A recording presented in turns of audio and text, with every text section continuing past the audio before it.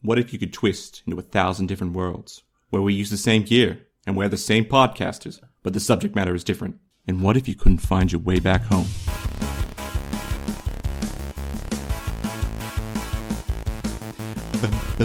Yes, that's right. We are Tales from the Twist, and we are today talking about Sliders, Season 1, Episode 1. We're taking a break from Round the Twist, and this is our season break gap. My name is Joe Lewis, and I'm joined by my co-host, Anthony Bull. Hey, is it going, Joe? We're at the ballpark today, and we're having a good time. It's a many good football game. You're speaking like a podcaster, a commentator, not a podcaster. I don't know why, but I love it. Yes, that's right. We are here today on the pitch, and I am about to stick my key into this crack. It is quite a big crack. If you see here, it is almost as big as my key. Yeah, absolutely. And we are talking about sliders. And not South African men who like to stick keys into cracks. That was weird, wasn't it? What, that thing you just went on? When he used to stick keys in the cracks. Did you ever see that? Right before the cricket, they sent a South African guy down on the pitch and he'd stick his key in the crack to see how big it was. Oh, really? On the pitch, yeah. I've never watched a game of cricket in my life, so I would have no idea. I'm sure somebody out there got that. But we are talking about Sliders, Season 1, Episode 1. It's our break from Round the Twist, and it's a large episode, so let's get into it. There's a man videotaping himself in a basement, and he's talking about his weird discovery, and this man is none other than Jerry O'Connell. Yes. Do you like Jerry O'Connell? How do you feel about Jerry O'Connell? I like Jerry O'Connell. How much do you like Jerry O'Connell? Is Jerry O'Connell like one of your heroes, or? He's not really one of my heroes, but when... Why not? Why isn't Jerry O'Connell one of your heroes? My opinion of Jerry O'Connell is the exact same opinion of Will Smith. What? Now, you might say, what does that mean? When someone says Will Smith, what do you think of? You go, oh yeah, he's Will Smith. I think of he's Jaden Smith and mirrors. Okay, what if your eyes were mirrors? Yeah. Could you see into someone else's soul?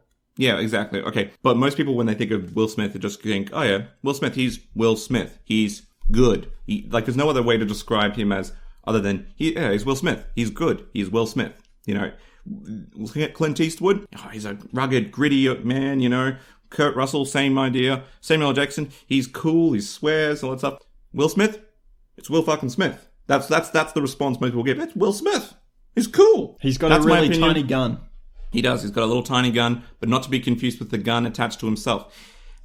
So I like Jerry O'Connell in that way. You do? Yes. All right. Jerry O'Connell is playing a character called Quinn in a series called Sliders, and his mum's calling him. He's younger. This is not the Jerry O'Connell we know and love, unless the Jerry O'Connell you know and love is the one from that movie. Is it Stand By Me? It's like the other one that's not Goonies. Was it really? Was he in Stand By Me? The other one, yeah. Or is he in Goonies? I don't know. I think I have a copy of Stand By Me in my house. Do you? Now, Anthony has left the recording room to go and find a copy of Stand By Me. Meanwhile, I'll leave you up to date on the state of eggs in China. Yes, that's right, Joe. Eggs in China have gone down 4 points, but are expected to return to their prior levels of about 50 cents per egg in about late third quarter of 2016. Yes, Anthony has returned, and he has a copy of Stand By Me. Is Jerry O'Connell in the picture? Yeah, he is, actually. Jerry O'Connell, and so is River Phoenix, Kiefer Sutherland, well, I knew that, Corey Feldman. Yes. And Will Wheaton, which, to be honest, that was probably the best acting gig of his career. A large Jerry O'Connell, would you say? A fat Jerry O'Connell? Oh, yeah. I've never realized he was the fat kid. The Quinn is a skinny Jerry O'Connell. Yeah. Like a traditional uni student looking person. Unless by traditional uni student looking person you think of a fat person, and then he doesn't look like that at all. Exactly. His mum's calling him. It's time for him to go to school, as Americans like to call university. And we cut to Jerry O'Connell, or Quinn. I don't know, what are we going to call him? Quinn? His actual character name? Or we're just going to call him Jerry O'Connell? We call him Jerry O'Connell, it's going to be too long. In my notes, I just write him as Q. Cue-ball.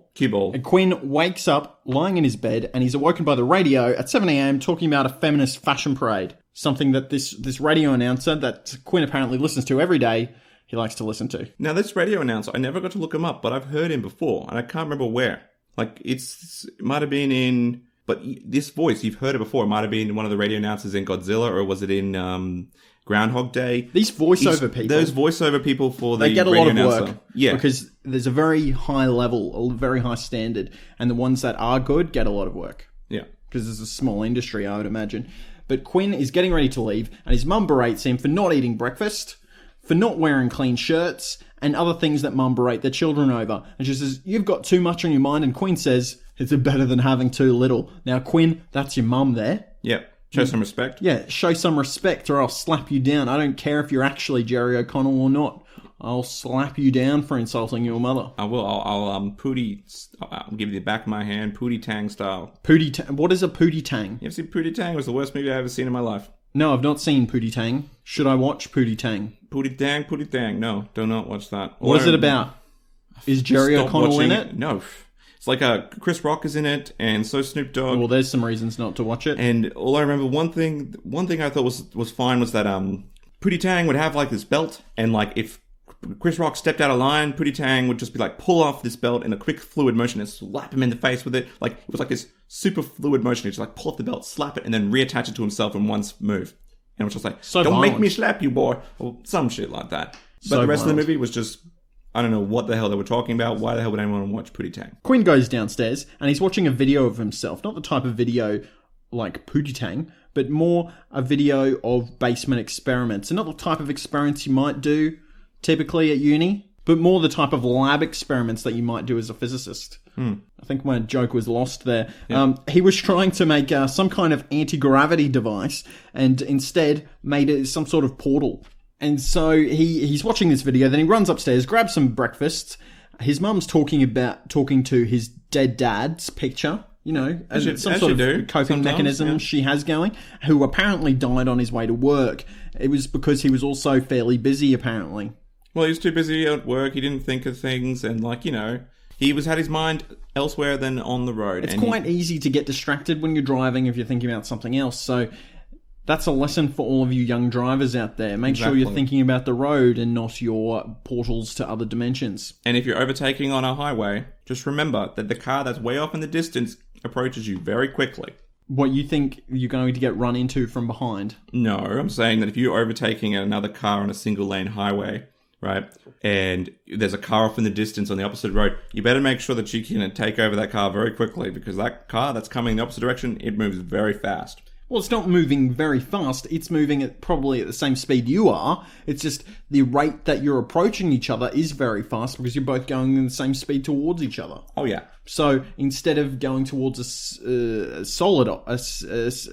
static object at 100 kilometers an hour, you're going towards a moving object at a rate of 200 kilometers an hour because you're both going 100 kilometers an hour. And this has been grade 10 physics with Joseph Lewis. Absolutely.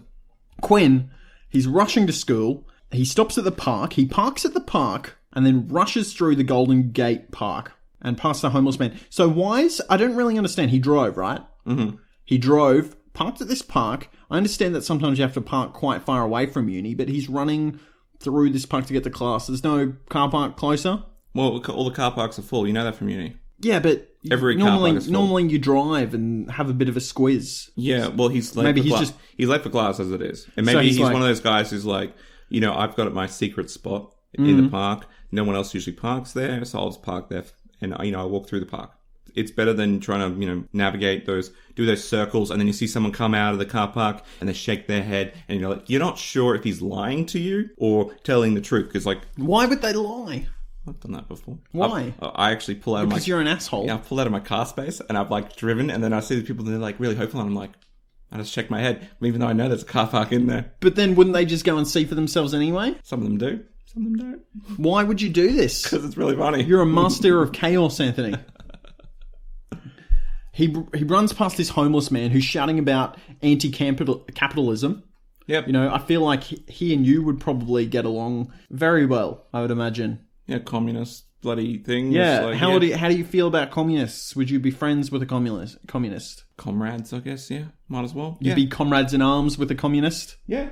Comrades in arms, why not? Let's overthrow the bourgeoisie and take all their money. And The bourgeois. Bourgeois. And then he runs past an Abe Lincoln statue. It's class time, and Professor Arturo, he's giving some sass to his class for not getting the answer to his questions. Now, Quinn's not paying attention because he's too busy drawing pictures of wormholes.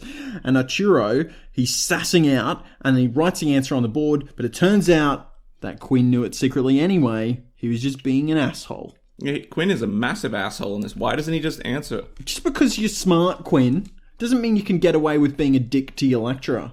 I don't understand this. Why is Quinn not just giving the answer? He knows the answer.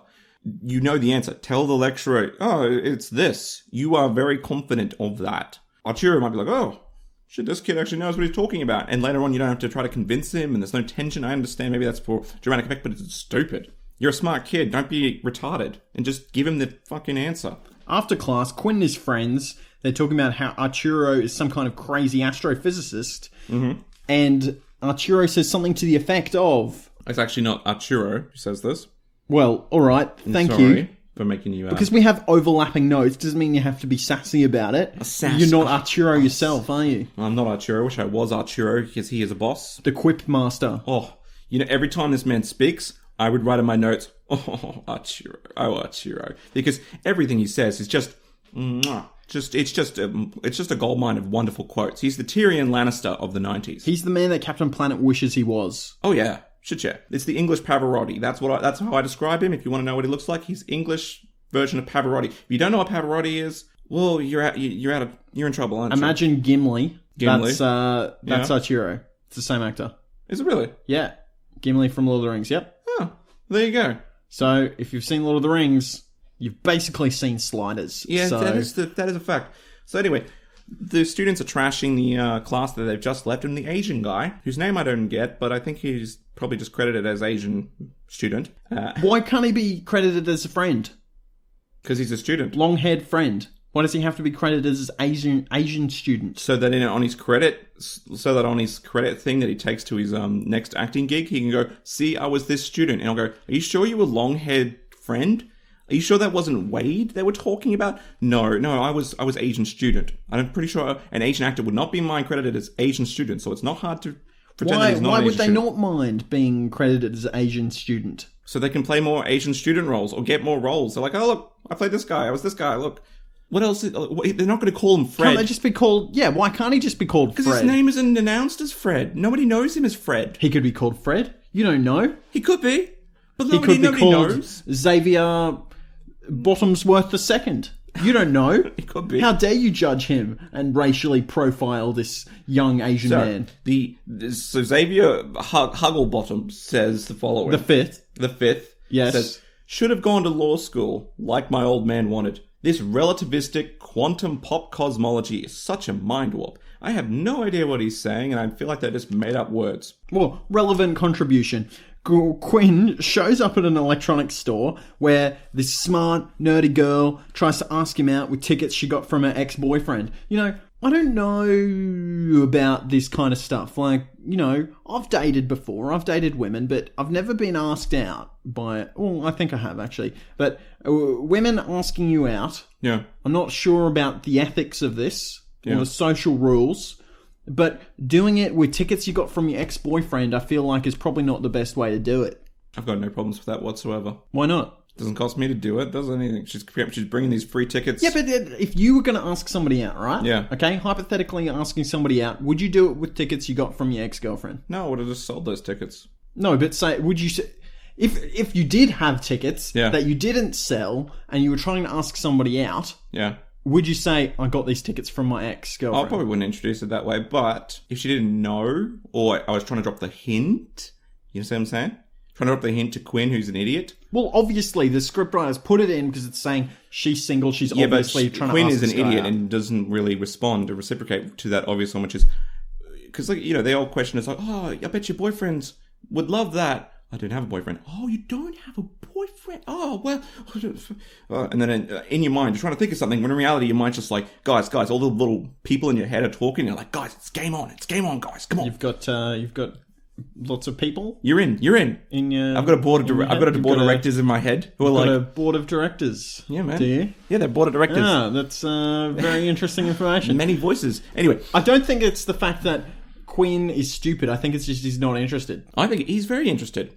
He's just, I don't know. He's just weird, you know. He's like, oh, I don't really know. I've got the autism. No, he's got the autism. I don't think he might have the autism, but I don't think that he's got the hots for the Wade, who is the girl, the nerdy girl. Maybe. How did you feel about? We've both seen Sliders before. We probably should have prefaced that. I watched it when I was leaving school, so about 18 years old, and you watched it when you were in primary school. Yeah, when it was originally airing, right? Yep. Yeah, I later binge watched it on DVD. But how did you feel about Wade? Just fine.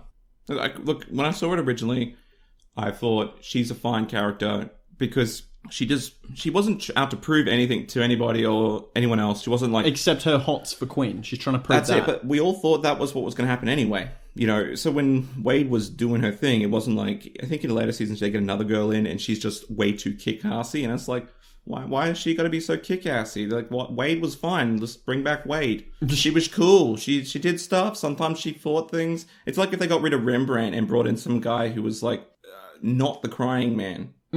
Actually, when they get rid of, spoiler alert, they get rid of Arturo.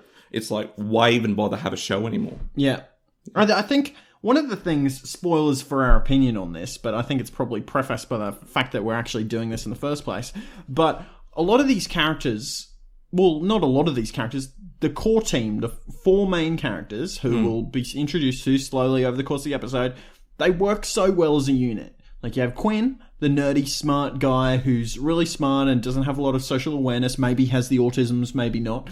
Maybe. Professor Arturo, the snooty professor who, I know everything about everything. And Wade, the young, maybe she's not good at doing physical things, but she's just like good-hearted. She's got a good social awareness. What's her name? Wade, yeah. And the crying man, who is the best character that has ever been on any TV show ever. He's wonderful. He's just like, oh man, a retired African-American singer. Yeah, it's great. He's awesome. I love him. And he's also great because he's this great connection to the, at least for this episode, to our world or us as viewers, because everything has to be explained to him, which fits because it's like, who's this random dude who gets picked up later on in the episode? Why am I here? What happened to my car? What happened to my car? I don't want to put the cart before the horse too much, but he works so well because the other three are basically intellectuals. Yeah, I'd say so. The crying man is such a different spin. He comes from a completely different sphere. He used to be somewhat famous. He's African-American. Comes from like a very different culture. Yep. He's not an intellectual. He's more of a creative guy. There's a lot of inherent conflict in that already, plus the fact that he's thrust into this sliding situation that we'll get into very soon. Not at his will, where the others were somewhat willing participants. Because, like, with the crying man, at the very least, like, when situations where you need someone who's charismatic or emotional or anything like that, that's when he'll shine. Jerry O'Connell will be like, I don't understand emotion. I don't understand what's going on. Is that a good thing? Is that a bad thing? He's touching me. Should I react angrily? Right? Whereas the crying man's like, no, it's okay, man. It's okay. And he's like, because this show could have very much been for scientists that stumble upon this thing and then stumble upon different worlds, but I think that the way that the characters are mapped is very interesting. You've got age, gender, race fairly well represented across four characters. I think that's pretty good. Like, obviously people always cry for more diversity in things, but I think that for the 90s, this show had a good character base, a good four-person character base. I agree. Which is a lot better than most, especially in science fiction shows, which can either fall into the opposing traps of falling into too much diversity and not actually having interesting characters because they're trying to be way too diverse, or the other way where it's just like so much focusing on one specific type of character that you don't get the depth that you have from having different characters of different backgrounds. Yeah, agreed.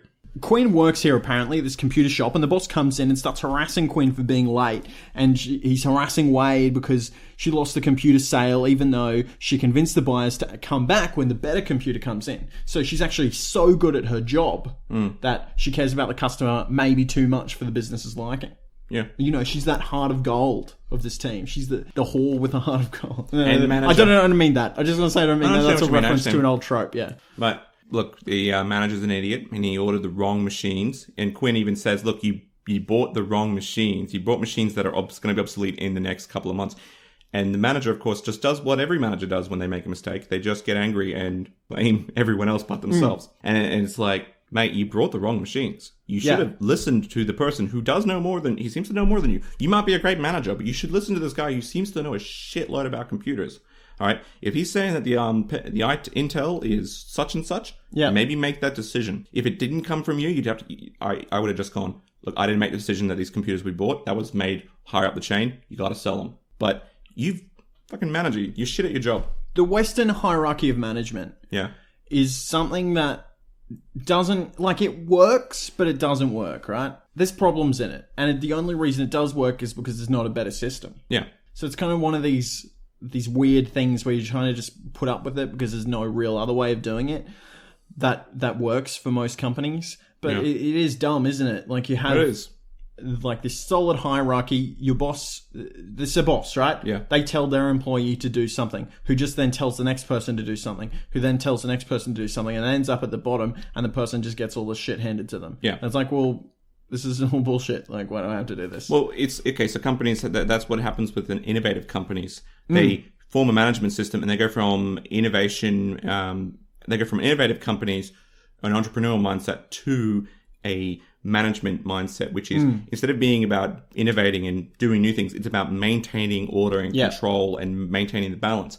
Nokia had this big problem. It was an innovator in its time, and then it moved to a management style company, just by natural evolution, and no one kept that in check. And what happened is Nokia failed to innovate over time, and it lost its prestige. Yeah. It may be getting it back now, but it's lost it to the new market entrants. Yeah. Yeah, and that has a lot to do, I think, with management structure and management outlook. Like, that's often underrated as well, the way that you perceive things. Like you're saying, maintenance is much worse than innovation. Mm-hmm. Quinn, he goes home and he goes through his squeaky gate, which he loves, and he turns on these intense machinery and he looks at these crazy calculations he's got on the blackboard, and he's missing a piece of calculation. He's been sending through things through the portal with a timer, and he's managed to get a basketball to return to him. So this is a big deal for Quinn, because he's managed to send something through to somewhere else, and it's managed to come back. And Quinn, he plans to go through the portal himself in the morning with a 15-minute timer.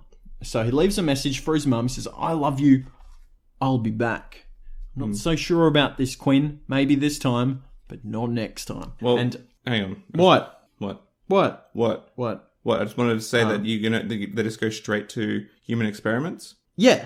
Like, why? What is he doing? What's wrong with him? Well, like, he talks about putting through his cat, which is named Schrodinger. Why would you even start at a cat? Like, why would you even start this? Like, he's done inanimate objects. You think you'd use a rat first, right? Well, first off, go get a worm. Go get some worms. Worms, like, just to see what happens to organic living material when it goes through the portal. It goes through, comes back. What happens then? Oh, okay, the worms come back fine, they're gross. You don't know if they're the same worms, but at least you know they don't come out looking weird. Then go move up to a mice. They're like $3 from the shop. You could picture Jerry O'Connell just coming in and buying the entire tank of mice and just being like, you got any more mice back there? This is all stuff that would bog down the episode, though, because you can see where the science stops and it's the actual start of the episode. Maybe we could have started once he's done all these organic trials. And then you move to a cat, maybe, but then get a pig as well. Why a pig? Because pigs have a lot of in common with human in terms of organs. But I think if you were throwing something through this portal to another dimension, which this show is about, I think only the fact that it's organic matter would actually matter, not the fact that it's the same genetic structure as a human. You don't know what happens. Honest to God, you don't even know what happens. And you should do other tests too, like throw in a mouse and some other things. So like a mouse and a fly, a mouse and some worms, and see what happens. They come back with combined together as like a one super mouse worm, in which case you know not to use this portal. But if everything checks out with the pig level, then you jump in yourself. And don't throw in a cat. That's just cruel. Pigs, it's fine, but don't throw in a cat.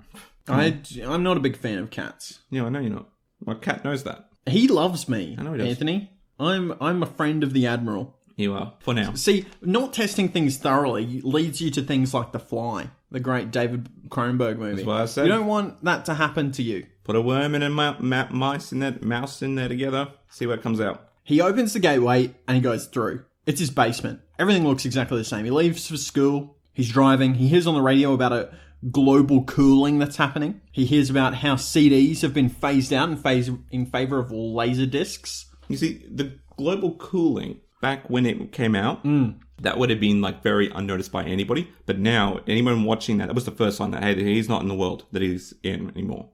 First sign to anyone. It was actually the more clear to people watching it today than if you watched it 20 years ago. Well, in the 70s, they were actually all about the global cooling. Yeah, of course, but it was not... They were talking about global warming back in the... it was In the supposed to be- 90s. Yeah, the 90s was like, the start of global warming. But nobody watching then would have had any clue what they were talking about. No. There's people trying to get through red lights and they're stopping at green lights, and something's a bit weird about this. And the guy on the radio is talking about Jack Kennedy, who's running again, and Quinn sees a big poster that's advertising Elvis doing a gig. So Quinn, this is where he realizes that he wasn't at home. You think it would have been a quicker realization, right? Yeah, well, no, because he doesn't know that it's a parallel world, or he doesn't know what really it is. He just knows it's a portal to something. Yes. Quinn rushes home. The gate doesn't squeak. He's concerned. His mum's pregnant, and his mum is married to his gardener. Mm-hmm. If your mum got married to the gardener, would you be as concerned as Quinn was? Well, I don't know. Maybe.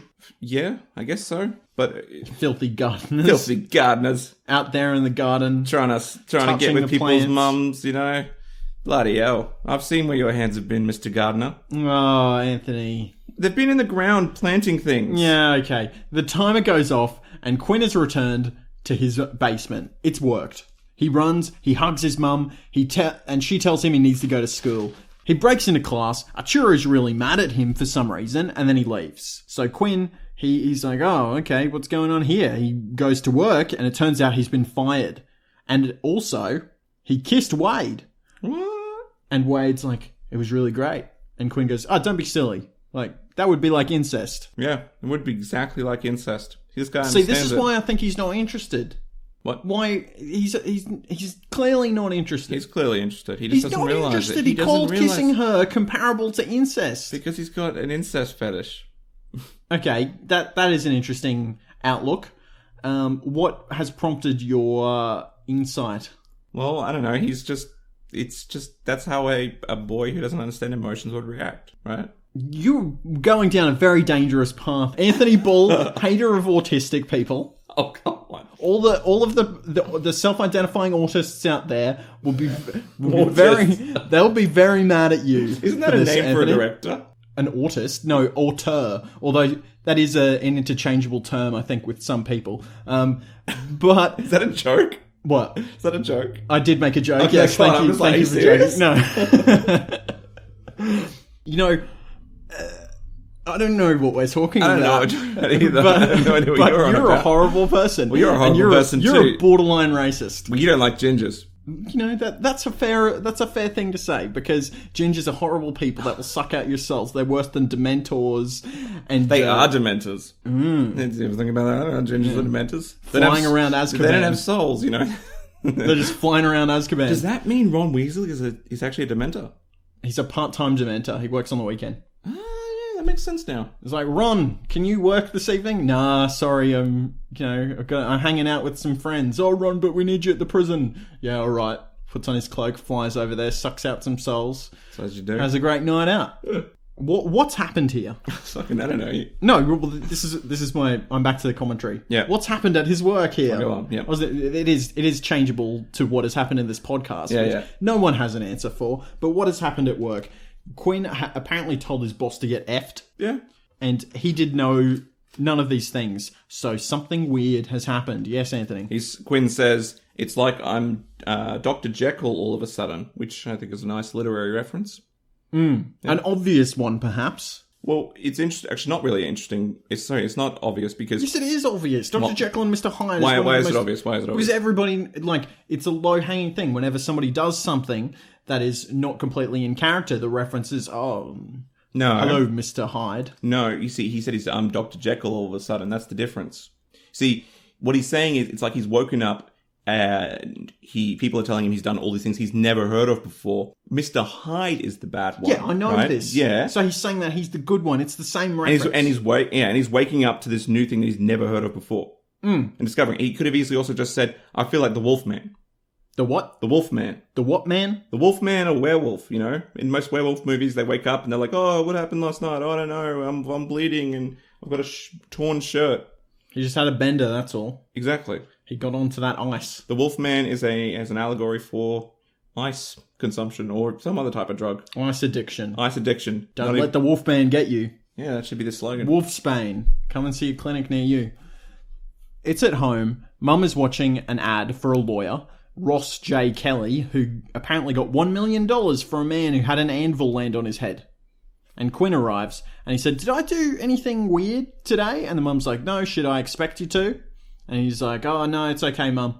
And he goes downstairs, and he turns on his machines, and he thinks that his mind's been messed up, and he's been hallucinating from going through the portal. And it turns out the board has been completed. His calculation's been finished. There's numbers on the board. There's new ones by another Quinn. Evil Quinn. Well, it's not necessarily evil Quinn. Every time it's just loose Quinn. No, every time there's another clone and it's not you or whatever, it's usually the evil version. It is not. Yeah, well, I'm calling him Evil Quinn in my notes. It's not evil Quinn. It's just another Quinn. He's Evil Quinn. Okay, evil, we've talked about this before. If you're calling somebody evil, that's an assumption based on their motivations. Because is it somebody's actions who make somebody evil or their motivations? No, in this universe, Quinn is evil. You're not answering my question. I don't have to answer your question. If you kill someone, yeah, is that act alone evil? Or is it based on your motivation? It's the act. Well, what about soldiers at war? Soldiers that kill other soldiers, are they evil? Yeah, you could say that, yeah. They are evil. But then they're being forced to kill other people. Well, they're not being forced. They chose to join the army. Yeah, but like when a war breaks out, can you say, sorry, I'm actually not interested in fighting and killing people anymore? And when I say... They'll get rid of you. When I say, what? How will they get rid of you? They send you home. Really? Yeah, because they can't have, psychologically unstable people out there because they don't know what they're going to do. Well, you could say that the act is evil, but then you've also got to interpret, like, what the effects of that act is. I don't think that acts are evil alone. And I think it's wrong to have that perspective of acts alone. That doesn't make any sense. Like, you could say the intention could derive being evil, but if that's the case, then things like the other example is, Nazis, you're hiding Jews in your attic. If you say that the intention is... Wait, Nazis were hiding Jews in their attic? Nazis come to your house, you got Jews in your attic, okay, and you have to lie. The act of lying itself, you could say, is evil. The intention is that you're doing good, necessarily. Alternatively, what's the other one? It's your intention is to do good, but then the road to hell is paved with good intentions, and you end up doing bad. But because you started off trying to do something good, you are good. You know what I'm saying? It's my belief that there is no such thing as good and evil. It's only a subjective interpretation that you're putting on other people based on your own morals.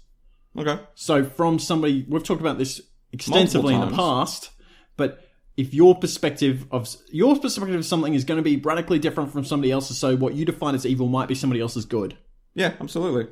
Yeah. So saying that, but they're in a parallel universe. Evil twin, yeah, or evil clone, is evil is not at all accurate, and I completely disagree with your statement. Because he probably thinks he's good. Well, in this world, there's thousands of different worlds.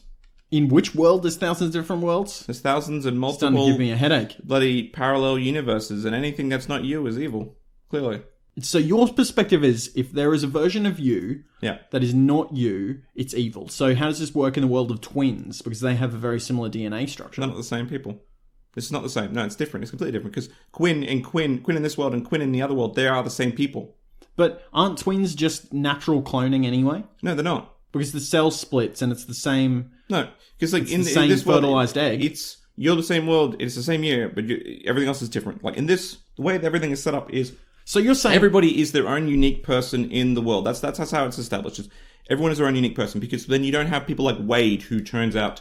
Oh, not Wade, sorry. The Crying Man, who we find out later, he's something's happened to him in an alternate universe. It's not... His name isn't something different in that universe. His name isn't Frederico, and it's actually like...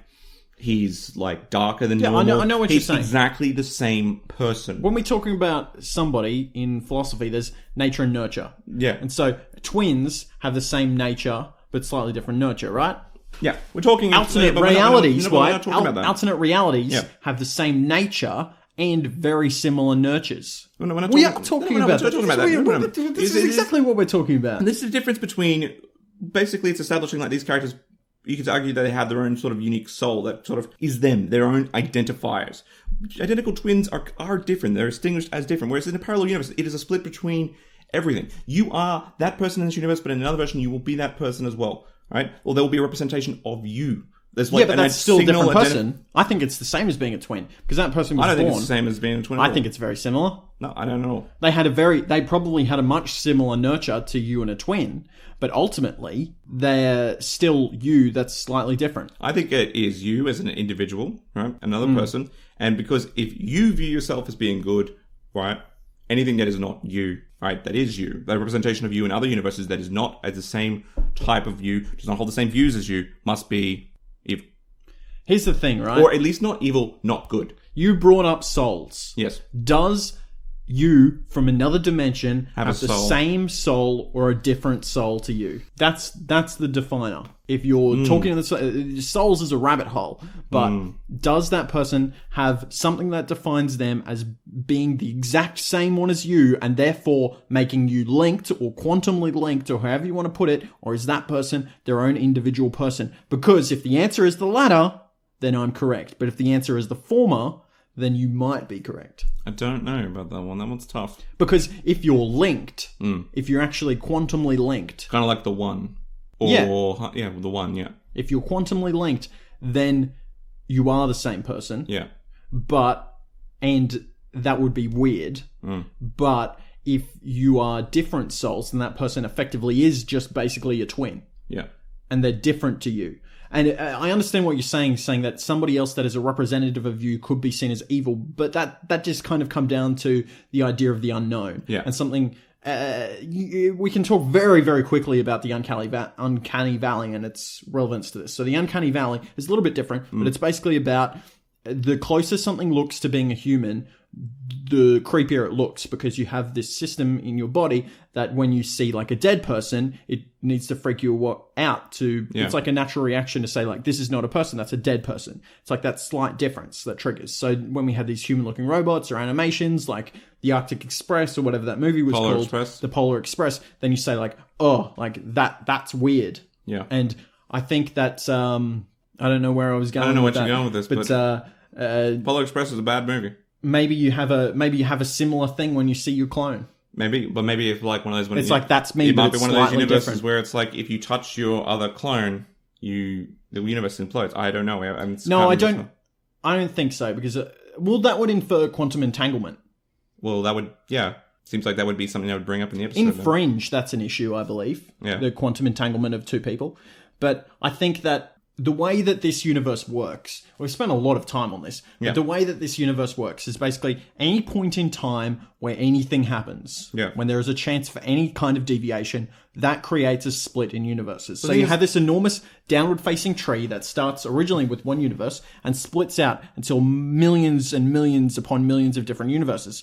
So each instant creates another million upon million universes. So from each point, minor or major in the universe, there's this huge expanse of different universes. So a being that of you that is very similar to you probably comes from a similar branch grouping universe to you, a dimension grouping, a group of dimensions that is similar to your own. But that person was born under a different set of circumstances that are different from your own, that thereby mean that it's not, like a mirror of this universe. So I would say that they're not quantumly linked. Question. How is sliding not nihilistic? Or how does it not lead to nihilism? Honest to God, every time they choose to slide, it just creates a million other options, which would splinter into a million different universes. Well, that nihilism is the idea that there is no meaning in the universe. Yeah. No meaning, or I guess maybe not, well, there's still that, but also sort of a depressive view of your world, or a lack of an ability to escape. You cannot get back. You need to accept the fact that there's acceptance more of the fact that you cannot get back. The second you have gone into this other universe, you are unable to get back if you screw up. Because the branching aspect of this universe means that once they've left that universe, you can't actually get back to that universe because it doesn't exist anymore. There's millions of branches from that universe that you could get back to, but they'd all be slight deviations. So there's millions of universes that you could get back to, but none of them would be the right one. Yeah. Now, what was your point? I was just saying that how would that not lead to like a sort of depressive nihilism? You could get down that you could get back. No, maybe not depressive, but more like it's either a depressed and sad or acceptance of your fate. Like, literally, Jerry O'Connell should be thinking this after his couple of slides. Like, every time I do this, I'm creating a million universes. There's no, statistically, there's a limited chance of me getting to this universe, or any universe. But there's a huge chance of me finding a universe that's different that I might actually enjoy, just by going through the portal. So, why look for a new world? Why look for this world that isn't mine? Why not just find a world I'm happy with and stick with it? Yeah. That's what my goal should be. Yeah. And then he created this technology in the first place. What's to say he couldn't recreate that technology if he stayed in a universe that's safe? Yeah. You know, if he stayed in a safe dimension, he could recreate the technology good enough to be able to try and find the universe that he came from, or a branch of that universe. Whew. Okay.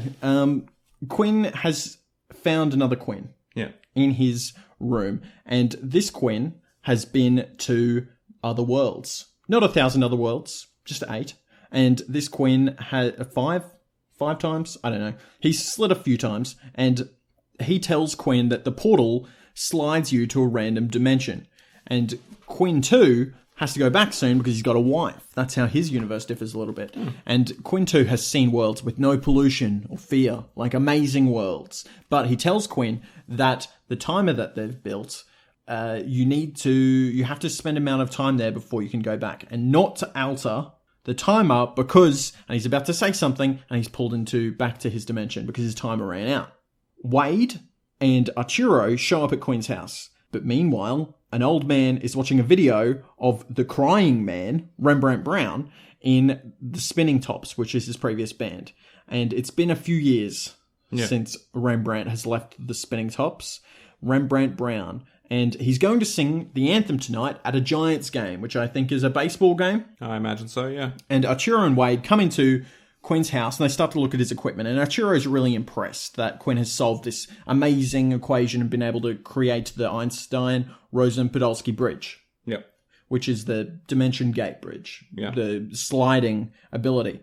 And the crying man, he leaves his house for work in the car. Yeah. He's going to go to the his game. red Cadillac. His red Cadillac. And Arturo is arguing about the Einstein-Rosen-Podolsky bridge. And he's like, yeah, you couldn't possibly do this. You know, you're not qualified. You're not this. You're not intellectual. You're a nobody. And then Quinn shows them the portal. And the crying man, he's pumping himself out about singing the anthem tonight. And Quinn says, we can go to the same planet, but a different dimension. And Arturo says, you cannot do this. You can't live test this. This is madness. Yeah. You know, this is an actual professor here. Quinn's just an idiot. Why doesn't he listen to the professor? Oh, I don't know, but all I know is I've written things like, God, I love Arturo, because he makes really well quips. I couldn't write it down, but far out. Beautiful. Quinn, Wade, and Arturo, they think about going in for about 5 hours to go to another dimension, and Quinn, he's worried about the power. Yeah. The power usage of the portal. He's like, oh, I don't know if it'll take 3 people. I better up the power. And what happens is, he ups the power, the lights in the house dim a little bit, and the portal goes through the wall out onto the road. And just, it's sort of like, it turns a corner too. It just casually turns a corner, and then it grabs Rembrandt Brown, who just happens to be passing by, and then it closes. Very oddly specific driving path of that wormhole, but, you know, maybe they were quantumly entangled. I want to know, maybe they were predestined. Something like that, yeah. I want to know why the portal didn't suck anything else through. Like, wouldn't it have sucked, like, part of the wall? Yeah, wouldn't it have sucked that? Wouldn't it have sucked, like, the cat in? We already know it doesn't take only organic matter because he sent basketballs and stuff through and he's been through in his clothes. And the timer device that he needs to be able to slide to the next dimension. So, yeah, and also takes through a Cadillac. So, it doesn't make any sense that, like, a lot of the other tools and stuff didn't come with him. Or even the half of his wall didn't come through, but maybe because the wall's attached. But is each brick a part of the wall? It's very confusing.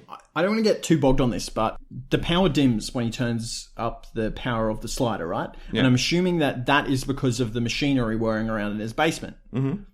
But from this point onwards in the show, all of the sliding ability is going to be coming from the timer. Yeah. So how is he... what did upping the machinery do?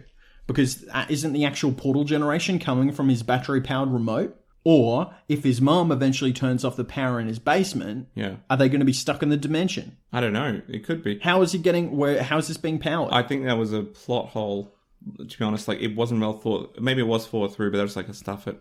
What it should have been done is Arturo should have helped him develop a more...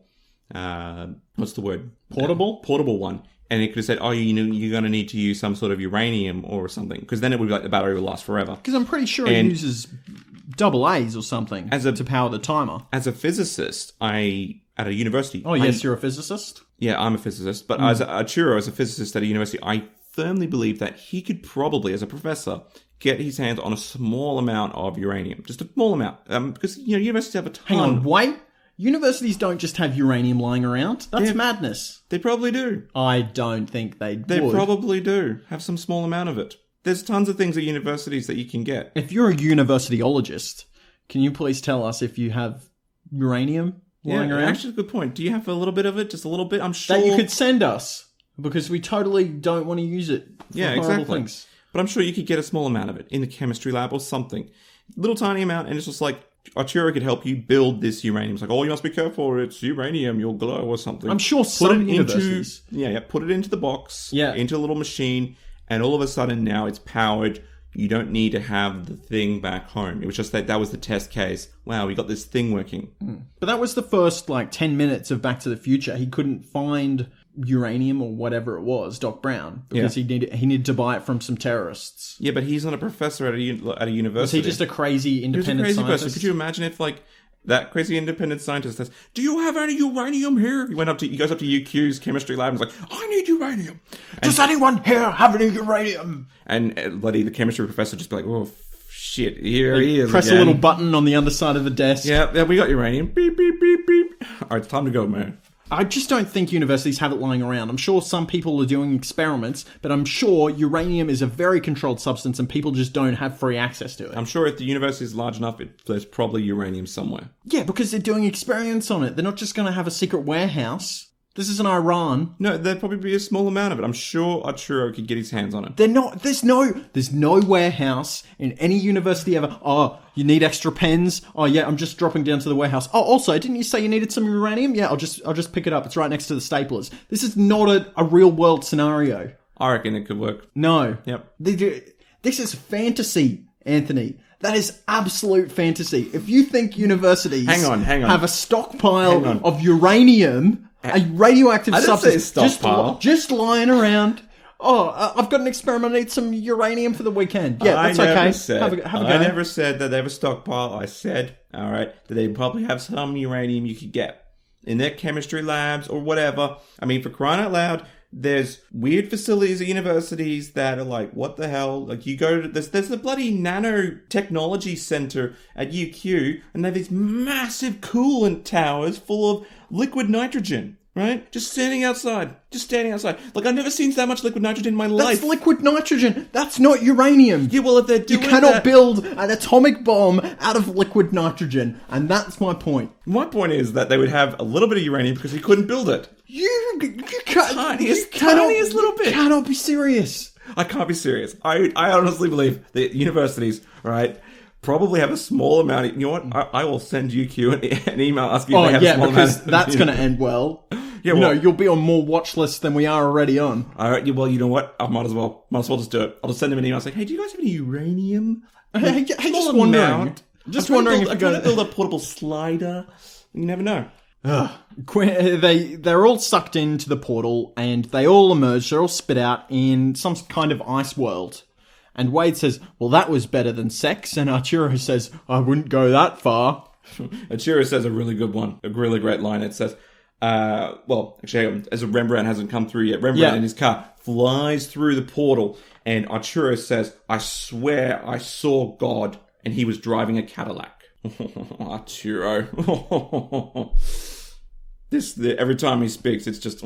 Yes, I understand you're in love with Arturo. No. You've made that perfectly clear.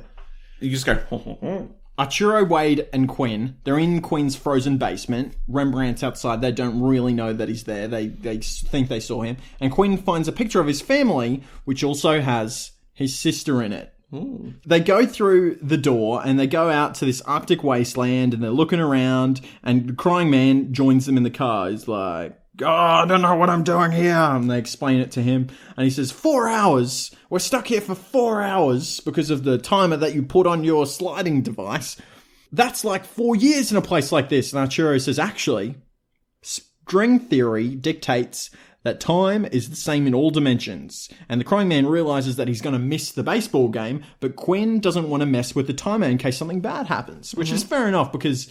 You don't want to end up being stuck traveling through 1,000 different dimensions and not being able to find your way home, because I feel like that would be not only a good idea for a TV show, but a terrible situation to be in. He was told as well, we do know that he sort of got what the evil Quinn was saying. It's not evil! But it's easy. He's just a guy. Other Quinn. Okay. Quinn 2. Why would I call him Quinn 2? Just call him Evil Quinn. Everyone knows what we're talking about. He's not evil. Alright then. Quinn who is not other Quinn. Other Quinn? Quinn non-prime? What's a non-prime number called? I don't know. A non-prime? What is called Quinn Prime or something? Which Quinn is Quinn Prime? See, exactly the problem, right? Quinn Prime is our Quinn. Now, if I said Quinn and then Evil Quinn, you know who I'm talking about already. I do know how you're talking about, but I refuse to acknowledge the fact that a different Quinn is necessarily evil just because he's different. Well, I don't know, he kissed a girl and it didn't mean it. Oh, he's evil. Here's why. He's evil. He kissed Wade and he's actually married, so he's an adulterer. There you go. So he's Evil Quinn. Yeah. Maybe that's not actually maybe not unethical. evil, but it's like... Maybe that's not unethical in his world. Maybe he's actually married to Wade in his world. Yeah. Yeah. Still, that did cross my mind. Yeah. Crying man sees a massive ice tornado and he's like, "We gotta go, cue ball! We gotta get out of here! Gotta fix this!" And the tornado rips off the roof of the car and Quinn alters the timer and they all jump in through the new portal, leaving the car behind. Then Arturo, he falls on the ground. Arturo falls on the ground, then Wade falls right on top of him in a fairly awkward scene. Oh, Arturo. What a player. What a player. Arturo. And then Rembrandt falls next to them. And Wade then Quinn isn't coming through the portal, and Wade starts to cry, and then Quinn emerges. And then he's like, "Oh, hey, what's with the tears? You hit your head?" And see what I'm saying? Wade is not understand why he's crying. Rembrandt says, "You better explain this to the insurance boys, Q-Ball, because I am not going to be able to explain how my car disappeared through a portal to an ice world, and then I got back just fine myself." And he runs off to get a cab because he's trying to make the game. Mm-hmm. And Wade is going off to call home, and then she runs away too. So Quinn is a bit confused that they landed in the park. He's like, "Oh, well, shouldn't we be back in the garage? Because when I returned last time, I was in the garage." And Arturo thinks it's just an unforeseen side effect. Maybe it's a bit different, Mm-hmm. You get zapped around because you messed with the timer. And Arturo says, "Has that always been here?" And Q's like, yeah, that's just the statue of Abraham Lincoln, But it's my good friend Abe. "No, that's Lenin." Lenin. Not John Lennon. No. Lenin, the Russian guy, politics man. I can't remember his full name. Nikolai Lenin. Nikolai Vladimir Lenin. He's an important historical figure, not to be confused with Cannon Man. No, he's the man who led the Bolshevik Party and the revolt of the October Revolution, and he helped create the USSR, and then he had a stroke, and Stalin was like, "Oh, it's my time to shine." And then he basically sent a hit squad out for Trotsky. Trotsky fled to Mexico. Stalin then brutally destroyed most of Russia. Nobody's interested in Russian politics. I think we've established that. Russia's history, modern history, is a really interesting history. Yeah, I know this. Yeah, it's a fucking great historical timeline. Wade is trying to make a phone call home, but the operator talks about rubles and the motherland, and Wade's confused. And the operator says, "Identify yourself! Identify yourself! A security guard is coming for you right now!" And she's like, "Oh no, I better get out of here." Mm-hmm. Rembrandt's in the taxi, but he can't understand the driver. He's like, "Immigrants, man, you got to learn our language. You want to be here? You got to learn English, man." Yeah. And the taxi driver, he doesn't care, and he puts on the baseball game, and it's the national anthem. Mm-hmm. And Rembrandt says, wait, that's not right. We must be playing a Canadian team or something. And then it turns out it's the national anthem of the USSR, which is by far one of the best national anthems. How do you rank national anthems? Just by Aren't how they it all sounds, just really. pretty average? By how it sounds, really. Ours is probably one of the worst, I have to say. Yeah. I like O Canada. Canada's good. Russian's one is good as well. The you know. Yeah. It's fucking great. It's a great song. The French is pretty good as well. Which one's the French one? Oh, yeah. Yeah, right. God Save the Queen's pretty okay. You know? pretty boring. To be honest, better than Advanced Australia Fair, though. United What's States that? one isn't terrible either. You know, it's not. It's got a nice beat to it, but I'd say it's USSR and Canada. Yeah, Star Spangled Banner is good, but only if Jimi Hendrix is playing it. Yeah. But I think the Australian anthem should not be Waltzing Matilda, as a lot of people think it should, but I think it should be the cover of Goanna's Solid Rock by Dead Kelly. I think that would make a... Solid Rock? Solid Rock, yeah. You know, Solid Rock, sitting on sacred ground. The cover of that song by Dead Kelly, look it up, it's great. I think should be the national anthem of Australia. I thought you were talking about Daddy Cool's song Eagle Rock. No, I'm not talking about Daddy Cool's song Eagle Rock. That could be an anthem right there. As long as you change the words to the Eagle Drop. Yeah, the Eagle Drop. Have you ever done the Eagle Drop? What's that? Doing the Eagle Drop, and then you drop down your pants.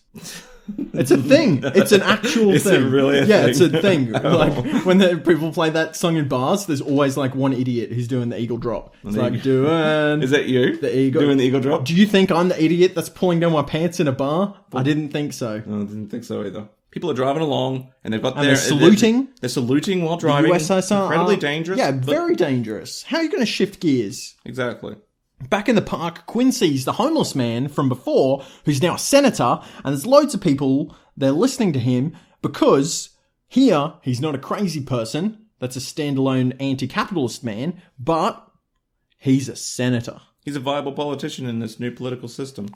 I just have to say that this man is probably well regarded in today's society as well. Probably. 2016, there's probably a lot of people listening. All those Occupy Wall Street weirdos, they're there with their bongo drums listening to this guy talk about how capitalism will destroy America. Yeah, well, probably. He'd probably be in that park and he'd be talking, but he wouldn't be allowed to talk that long because of the progressive stack, you know. The what? The progressive stack? The progressive stack. I don't know what a progressive stack is. Okay, it's the order of speaking based on your race, ethnicity, and your disability. Basically, the more oppressed you are, the more time you get to speak because you're marginalized in society. Yeah, it was this thing brought into Occupy Wall Street. And so the problem was you'd had a whole bunch... When you naturally go to the natural conclusion of that, it's not a bad idea, but the natural conclusion is you end up with the person who's just most fucked up, because the more fucked up they are, the more repression they have, and they speak the longest, and they become your representatives. And then the rest of the world is like, who's this idiot here with a cattail who identifies as a human identifying person named Carrot? Who the fuck's that? Carrot for PM. Carrot for PM, yep. All these people are listening to the anti-capitalist man. Wade approaches Quinn, and Quinn says, I don't think we quite made it home just yet. And that's where we're going to end our analysis of Season 1, Episode 1 of Sliders. We're going to do the second part, which I think is officially Episode 2. I'm not sure. We'll do that in another episode, and that'll be coming out pretty soon. Probably the next alternate week, so in 2 weeks' time from this one. Yeah. Or it might just be the week after, just because... yeah, that's fair enough. It makes sense, yeah. Yeah, we can do that. How do you feel about this episode? It's really good. It's good. It's a nice establishment. The thing is, I watched the full episode, so it was sort of tied in together. But the first half, I have to say, was okay. The second half is where it starts to get great. Yeah, it starts to get great. So I'm going to give this a 6 out of 10. What do we want to rate this as? Oh, that's an interesting point. I hadn't thought about it. Do you have any ideas? Russian shekels? Rubles. Rubelstein. Rubelsteins. Rubelsteins. How many Rubelsteins would you drink in appreciation of this episode? I would salute 6 Rubelsteins to the Mother Russia yes. for this episode. Okay. Mm-hmm. And a side order of gulags. Anything else you want to say about the episode? No, I just really enjoyed that we were doing this nice sci-fi. It's always been a classic of my childhood. Yeah. The great thing about Sliders was that it's kind of in the vein of traditional sci-fi. Yeah. So new wave sci-fi is all about like guns, lasers, explosions, J.J. Abrams' Star Trek. Yeah. J.J. Abrams' Star Wars. Basically, it's shallow. There's not a lot in it. But traditional sci-fi uses a futuristic what-if scenario to explore political, philosophical ideas. Yeah. And this Sliders, at least in the first couple of seasons before Fox railroaded them and started making them do weird stuff, was about what if the political system of America was different in this one very specific way? Or what if the gender system was mixed up? What if the whatever system was mixed up? It's good. I like that. That creates human conflict. That's what was awesome, because it was just like, what if this? And then it was just the episode was seeing that, how they reacted to it. And that's what made for such an interesting show, because there's so many things you could have done. Yeah, because it wasn't really... Later it became more action-orientated, but at least in the start it was, this interesting idea of the conflicting of ideas rather than the conflicting of action. I think that one of the problems with Sliders is that it does actually... Maybe I have to watch it again, but it does sort of...